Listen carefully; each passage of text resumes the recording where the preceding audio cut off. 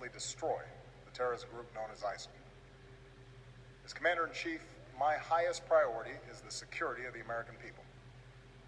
Over the last several years, we have consistently taken the fight to terrorists who threaten our country. We took out Osama bin Laden and much of al-Qaeda's leadership in Afghanistan and Pakistan. We targeted al-Qaeda's affiliate in Yemen and recently eliminated the top commander of its affiliate in Somalia. We've done so while bringing more than 140,000 American troops home from Iraq and drawing down our forces in Afghanistan, where our combat mission will end later this year. Thanks to our military and counterterrorism professionals, America is safer. Still, we continue to face a terrorist threat. We can't erase every trace of evil from the world, and small groups of killers have the capacity to do great harm. That was the case before 9/11, and that remains true today. And that's why we must remain vigilant as threats emerge. At this moment, the greatest threats come from the Middle East and North Africa, where radical groups exploit grievances for their own gain.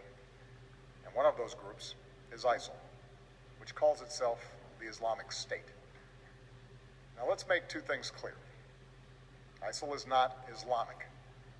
No religion condones the killing of innocents, and the vast majority of ISIL's victims have been Muslim. And ISIL is certainly not a state. It was formerly al-Qaeda's affiliate in Iraq and has taken advantage of sectarian strife and Syria's civil war to gain territory on both sides of the Iraq-Syrian border. It is recognized by no government, nor by the people it subjugates.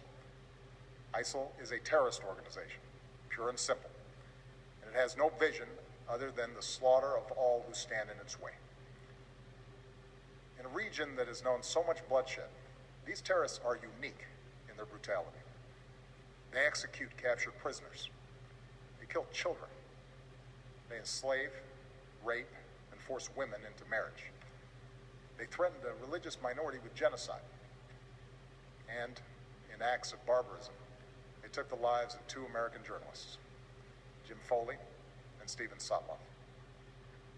So ISIL poses a threat to the people of Iraq and Syria and the broader Middle East, including American citizens, personnel, and facilities. If left unchecked, these terrorists could pose a growing threat beyond that region, including to the United States. While we have not yet detected specific plotting against our homeland, ISIL leaders have threatened America and our allies. Our intelligence community believes that thousands of foreigners, including Europeans and some Americans, have joined them in Syria and Iraq.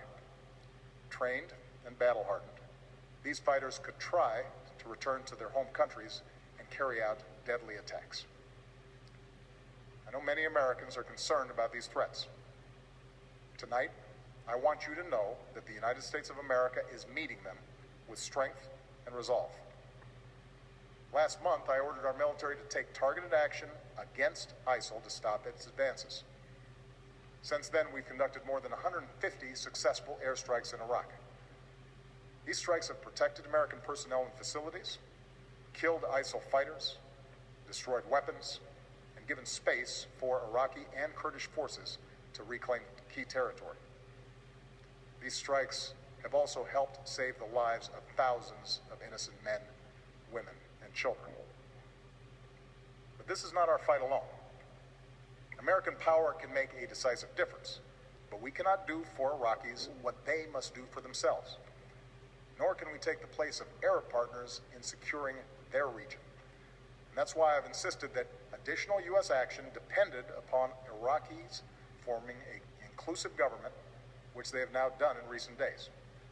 So tonight, with a new Iraqi government in place, and following consultations with allies abroad and Congress at home, I can announce that America will lead a broad coalition to roll back this terrorist threat. Our objective is clear. We will degrade and ultimately destroy ISIL through a comprehensive and sustained counterterrorism strategy. First, we will conduct a systematic campaign of airstrikes against these terrorists. Working with the Iraqi government, we will expand our efforts beyond protecting our own people and humanitarian missions so that we're hitting ISIL targets as Iraqi forces go on offense. Moreover, I've made it clear that we will hunt down terrorists who threaten our country wherever they are. That means I will not hesitate to take action against ISIL in Syria as well as Iraq. This is a core principle of my presidency. If you threaten America, you will find no safe haven. Second, we will increase our support to forces fighting these terrorists on the ground. In June, I deployed several hundred American service members to Iraq to assess how we can best support Iraqi security forces. Now that those teams have completed their work and Iraq has formed a government, we will send an additional 475 service members to Iraq. As I've said before, these American forces will not have a combat mission. We will not get dragged into another ground war in Iraq. But they are needed to support Iraqi and Kurdish forces with training, intelligence, and equipment. We'll also support Iraq's efforts to stand up National Guard units to help Sunni communities secure their own freedom from ISIL's control. Across the border in Syria, we have ramped up our military assistance to the Syrian opposition. Tonight, I call on Congress again to give us additional authorities and resources to train and equip these fighters. In the fight against ISIL, we cannot rely on an Assad regime that terrorizes its own people, a regime that will never regain the legitimacy it has lost. Instead, we must strengthen the opposition as the best counterweight to extremists like ISIL, while pursuing the political solution necessary to solve Syria's crisis once and for all. Third, we will continue to draw on our substantial counterterrorism capabilities to prevent ISIL attacks. Working with our partners, we will redouble our efforts to cut off its funding, improve our intelligence, strengthen our defenses, counter its warped ideology, and stem the flow of foreign fighters into and out of the Middle East. And in 2 weeks, I will chair a meeting of the UN Security Council to further mobilize the international community around this effort. Fourth, we will continue to provide humanitarian assistance to innocent civilians who've been displaced by this terrorist organization. This includes Sunni and Shia Muslims who are at grave risk, as well as tens of thousands of Christians and other religious minorities. We cannot allow these communities to be driven from their ancient homelands. So this is our strategy. And in each of these 4 parts of our strategy, America will be joined by a broad coalition of partners. Already, allies are flying planes with us over Iraq, sending arms and assistance to Iraqi security forces and the Syrian opposition, sharing intelligence and providing billions of dollars in humanitarian aid. Secretary Kerry was in Iraq today, meeting with the new government and supporting their efforts to promote unity. And in the coming days, he will travel across the Middle East and Europe to enlist more partners in this fight, especially Arab nations who can help mobilize Sunni communities in Iraq and Syria to drive these terrorists from their lands. This is American leadership at its best. We stand with people who fight for their own freedom, and we rally other nations on behalf of our common security and common humanity. My administration has also secured bipartisan support for this approach here at home. I have the authority to address the threat from ISIL, but I believe we are strongest as a nation when the President and Congress work together. So I welcome congressional support for this effort in order to show the world that Americans are united in confronting this danger.